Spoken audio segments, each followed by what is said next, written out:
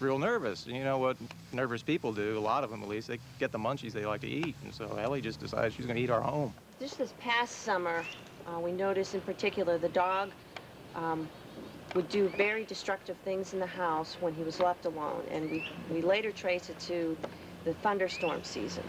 So we knew we couldn't leave him in the house because he just goes crazy. He'd do things like he'd open up all the closet doors and throw all of the shoes and things and clothes all over the room, and then he'd jump on the beds and try to dig through the mattress so he could hide in the mattress rather than just getting under the bed. He tore through a screen porch. He's scratched up some wood floors.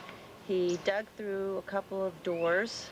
I mean, completely a hole through the door, and he'd come through the door. Just lots of things like that. I mean, just one time, I think there was a thunderstorm coming, and he went and whizzed on the brand new, we just moved into the house, and he whizzed on the carpet, all over the carpet like a racehorse. And so we had to have the carpet replaced. And I think, he actually didn't have a problem with thunder, but we have a little terrier, and she hates thunder. She starts to shake, she goes under the bed. And I think that he has picked up from her that he is supposed to be afraid of thunder, and for some reason, just this past year and a half, he's decided he's going to have a nervous breakdown every time he hears thunder. Yes.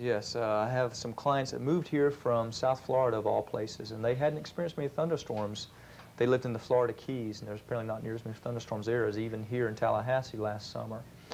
And they had an older Labrador Retriever that literally destroyed part of their home during a couple of thunderstorms, did thousands of dollars worth of damage. It chewed up baseboards and door jambs, doors, the sheetrock by the door, chewed all the way through the sheetrock into the insulation on an outside wall.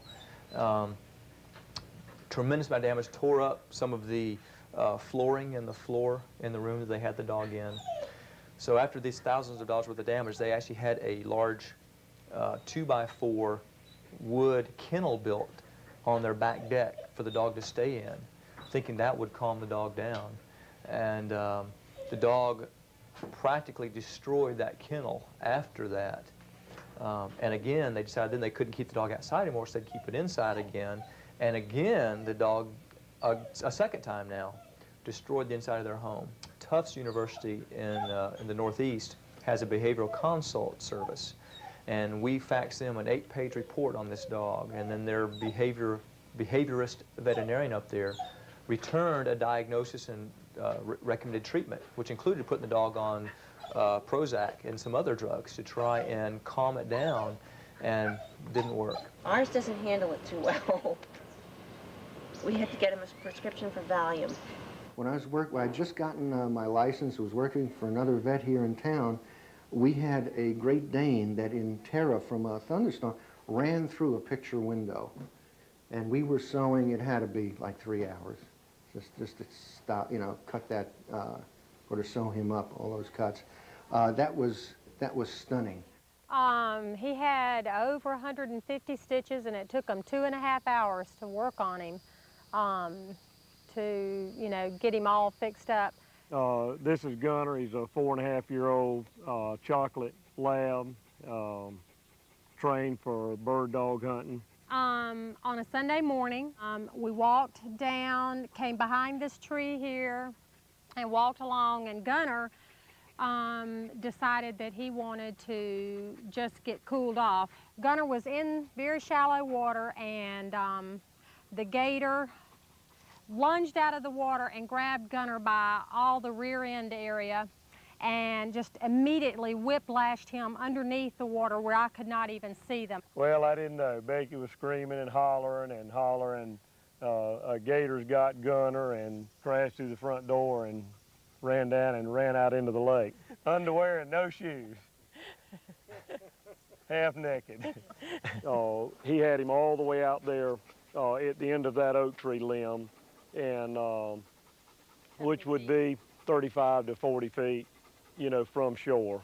I ran to that spot, and right as I got to where all the turbulence was, I saw what I thought was the top of the dog's head go by the surface of the water, and immediately reached in, worked my hands back behind his ears where I could hold his neck, and started dragging him towards shore. You know, I was walking backwards, and I got the dog all the way up to shore.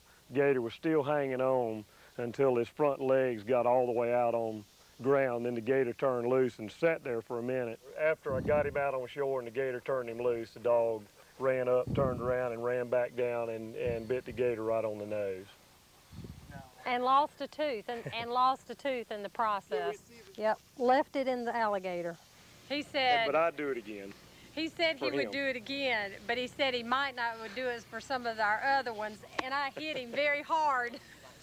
I told him he would have to do it for all of them in our family. I got a Rottweiler and half lab, and I keep him inside at night, and in the daytime I let him on the chain while I'm at work.